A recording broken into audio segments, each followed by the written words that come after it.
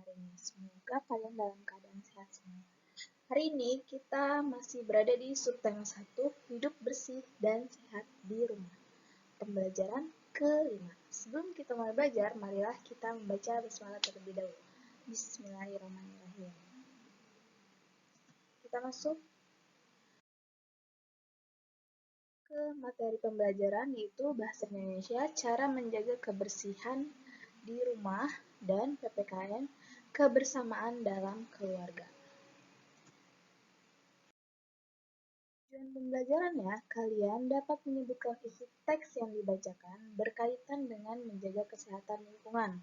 Kemudian yang kedua, kalian dapat membuat laporan hasil pengamatan sederhana tentang cara menjaga kesehatan lingkungan.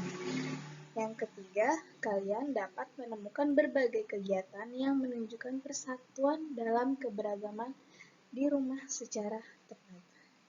Yang keempat, peserta didik dapat membuat laporan tentang pengalaman melakukan kegiatan bersatu dalam keberagaman di rumah. Langsung aja kita masuk materinya. Di sini ada cakapan Nina dan Adi. Adi bertanya, bagaimana cara menjaga kebersihan yang baik, Nin? Kemudian Nina menjawab, lantai harus disapu dan dipel. Debu dibersihkan dengan lap atau kemonceng. Jendela juga perlu dibuka agar sinar matahari dapat masuk ke dalam rumah. Cahaya yang masuk baik untuk kesehatan. Kemudian kata Adi, oh seperti itu ya Nin. Kata Nina, selain jendela, sebaiknya rumah juga harus dilengkapi dengan ventilasi agar udara bebas keluar masuk. Lalu, bagaimana dengan kamar mandi ini? Kamar mandi harus dibersihkan juga. Bak mandi harus dikuras secara teratur dan jangan lupa untuk menutup ember yang berisi air.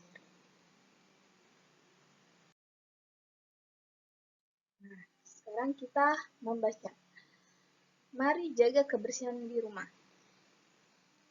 Banyak cara menjaga kebersihan di rumah. Lantai, langit-langit, dan dinding rumah dibersihkan setiap hari. Kamar tidur harus dibersihkan dan dirapikan. Pakaian kotor harus diletakkan di tempatnya dan segera dicuci. Kamar mandi juga harus dikuras secara teratur. Jangan biarkan air tergenang karena akan menjadi sarang nyamuk. Ember di tempat air jangan dibiarkan terbuka. Rumah yang baik juga harus dilengkapi dengan ventilasi dan jendela. Ventilasi berguna sebagai tempat keluar masuknya udara. Jendela berguna sebagai tempat masuknya sinar ultraviolet ke dalam rumah dan cahayanya yang masuk baik untuk kesehatan. Nah, itu cara kita menjaga kebersihan di rumah. Di sini, Ibu ada makna kata. Kalian tebak dari 1 sampai 5. Yaitu yang pertama, bagian bawah dari ruangan. Itu apa? Katanya. Itu lantai. Yang kedua, alat untuk membersihkan lantai yang terbuat dari ijuk adalah sapu. Alat untuk membersihkan debu disebut kemonceng. Tempat keluar masuknya udara tadi disebut apa? Disebut jendela. Yang terakhir, tempat penampungan air yang harus dikuras secara teratur disebut bak mandi. Pintar. Selanjutnya, di sini Ibu punya tabel yang berisi makna kata. Nomor 1, kita tebak. Bagian bawah dari ruangan, tadi apa? Itu lantai. Kita cari kata lantai. Ada di paling ujung, posisi menurun ke bawah. Nomor 2, alat untuk membersihkan lantai yang terbuat dari juk. Tadi apa?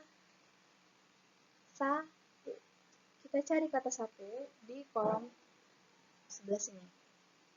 Kata sapu ada di sini secara mendatar. Oke, selanjutnya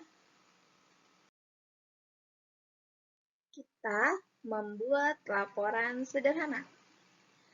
Bagaimana cara membuat laporan sederhana? Yang pertama, cara membuat laporan sederhana yaitu kalian harus mengamati gambar dengan cermat. Kemudian, temukan hal-hal pokok yang ada pada gambar. Dan hal-hal pokok tersebut harus berhubungan sesuai dengan gambar yang telah disediakan. Di sini, Ibu ada contoh bentuk laporan sederhana.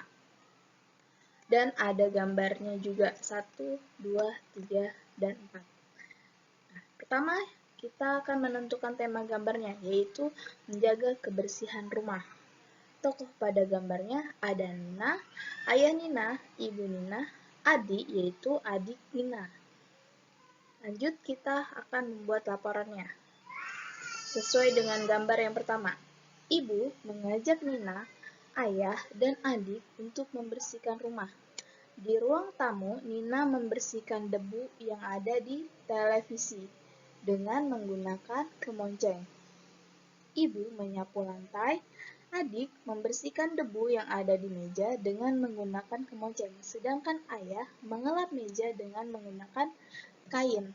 Tak lupa juga Nina untuk membersihkan kamarnya dengan menyapu lantai kamar. Itu sudah masuk ke gambar yang kedua. Dan setelah membersihkan ruangan tamu dan kamar, keluarga Nina lanjut membersihkan halaman.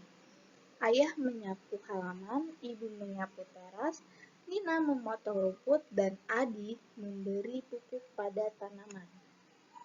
Setelah membersihkan halaman, Nina dan adik membersihkan kamar mandi. Nah, itu contoh laporan sederhana yang sesuai pada gambar. Dari gambar yang pertama sampai gambar yang keempat. Itu contohnya. Semoga kalian paham. Lanjut, di sini ada kebersamaan dalam keberagaman di rumah. Yaitu banyak kegiatan yang dapat dilakukan bersama anggota keluarga di rumah. Ketika melakukan kegiatan bersama, kemampuan dari masing-masing anggota keluarga pasti berbeda. Pekerjaan yang lebih berat akan dikerjakan oleh orang dewasa dan yang pekerjaan ringan akan dikerjakan oleh anak-anak. Apabila pekerjaan dilakukan bersama akan menjadi lebih ringan dan menyenangkan. Nah, di sini ada contoh kegiatan yang dilakukan bersama di rumah, yaitu membantu ayah mencuci mobil, membantu ibu memasak, dan kakak membantu adik belajar. Itu contoh-contoh kegiatan yang dilakukan bersama-sama di rumah. Oke, semoga kalian paham dengan materi yang hari ini diberikan. Tugas kalian mengerjakan tematik 2D. Ayo berarti halaman 21 dan halaman 22. Sekian dari Ibu, kurang lebihnya mohon maaf. Assalamualaikum warahmatullahi wabarakatuh.